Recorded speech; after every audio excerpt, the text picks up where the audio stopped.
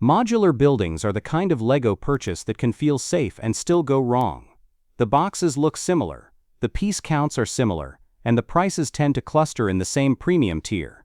But the experience is not the same. Some builds reward you with a clean street presence and a strong interior story. Others look impressive in photos and feel repetitive on the table. If you start with the wrong one, you can end up with a model that is hard to place, hard to finish, and hard to want a second time. Long Guide ranks the best starting points and the best long-term keeps based on build satisfaction, display impact, and how well each set supports a future street. The ranking in this video is not about rare details or collector status. It is about picking a first building that fits normal shelves, normal time, and normal attention. You will also get a simple upgrade path so you can stop at one, or keep going without wasting money or space.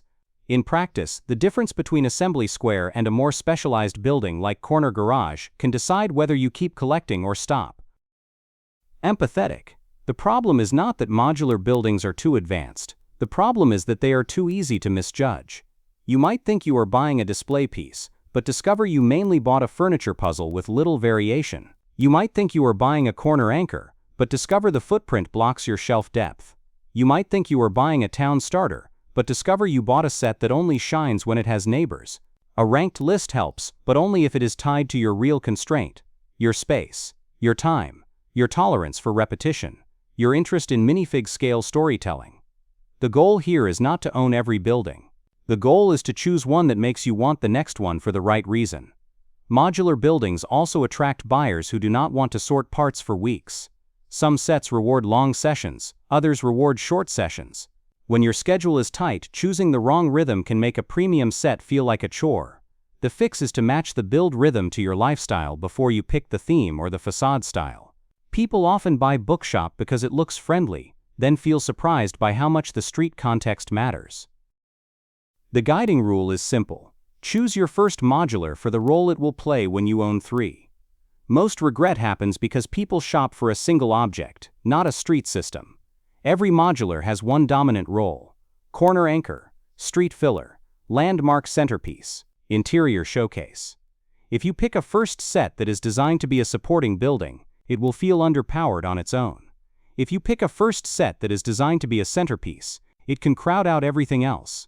So you start by choosing your role, then you pick the set that does that role with the least compromise. Ranking without roles is noise. Ranking with roles becomes a decision tool. Think in pairs and triplets. A corner needs a neighbor. A landmark needs a calmer building beside it. A busy facade needs a quieter one to give your eyes rest. When you understand that balance, ranking becomes stable, even if the catalog changes over time. Assembly square works because it is designed like a small system, not a single facade. For most buyers, the best first modular is assembly square. It earns the top spot because it does not require a street to look complete. The footprint reads like a small plaza, so it feels intentional even when it stands alone. The build has variety across multiple businesses and apartments, which reduces fatigue across long sessions. The model also teaches you how modular floors separate and stack, which makes every later set feel easier to handle. If you are not sure which sub-style you prefer, this set acts like a sampler. It gives you food service, retail, living space, and street detail in one box. It is also forgiving for display. It works on a shelf, on a desk, or in a corner of a room without looking like a partial facade. It is also one of the easiest modulars to revisit later. If you expand the street, it still holds up as a central node, not as an outdated first attempt.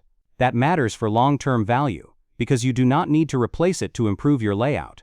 It also pairs cleanly with police station or natural history museum when you expand.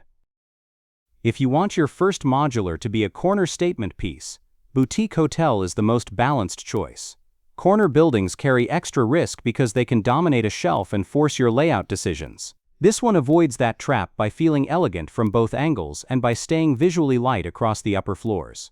The build experience stays engaging because the design shifts between the lobby, the rooms, and the art gallery style details. It also has strong street readability from a distance, which matters if your display is across a room.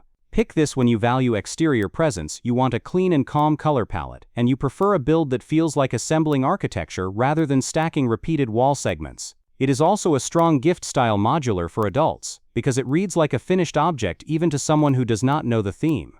If you want one premium build that signals taste and patience, this is the safest corner choice. It sits well next to Jazz Club as a two-building display without feeling mismatched.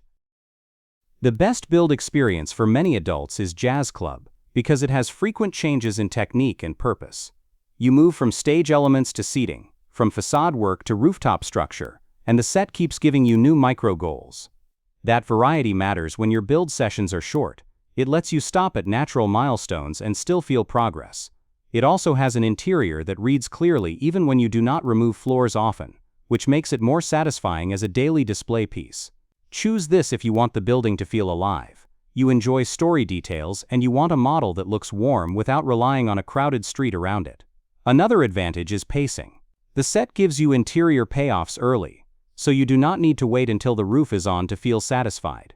If you are building after work, that early payoff keeps motivation steady across many evenings. As a neighbor, it balances the calmer facade language of boutique hotel. Natural History Museum is the best pick when you want one building to feel like a public landmark. The exterior has strong symmetry, and that makes it look deliberate and high-end on a shelf. The interior works best when you like staged scenes and curated rooms rather than domestic living spaces. The build is more structured than some other modulars, which can be calming if you like predictable progress. It also pairs well with future street plans because it acts as a visual anchor that does not compete with neighboring colors. Choose this when your goal is display impact and a clean architectural silhouette, even if you only ever own a small number of modular buildings. This is also a good choice for buyers who dislike chaotic color mixes. The palette stays controlled so the building looks calm in minimalist rooms. If you want your LEGO to feel like decor, this is one of the most reliable modular directions. It also creates a strong trio with assembly square and a corner like Tudor Corner. Tudor Corner is a strong choice when you want a corner building with texture and character. The appeal is in the surface language, angles, beams, roof lines, and small asymmetries that keep your eyes moving. It can feel more complex because the details are dense, but the payoff is a facade that looks rich in normal room lighting. This is also the kind of set that becomes a conversation piece because the architecture style is obvious at a glance. Choose this when you like historic charm, you enjoy a build that rewards slow attention, and you want a corner model that feels different from the clean modern lines of many other sets. It also photographs well because the surfaces catch light differently across the day. If you enjoy taking simple shelf photos, this facade gives depth without needing special lighting or heavy editing. If you already own Boutique Hotel, this is the corner that gives your street a different architectural voice. A common mistake is starting with a modular that is better as a second or third building. Sets like Bookshop and Downtown Diner can be excellent, but they are more dependent on context. Their strengths show when they sit between two larger buildings or when you can frame them as part of a longer street. Another risk is starting with a build you only want because of one signature feature, like a garage door, a specific vehicle, or a single interior room. Corner Garage is a good example of a set that can be very satisfying for the right buyer, but it is not the safest first because its appeal is narrow. If you are buying your first modular, avoid choosing the most specialized footprint or the most theme-specific facade. Start with a generalist, then you can specialize later without regret. Another mistake is overbuying based on a single review or a single photo angle. Modulars are lived with, not just built. If a building only looks right from one side or only when you remove floors, it is a weaker first purchase for most homes. Police Station can be a great second modular because its story details feel richer when another building is beside it.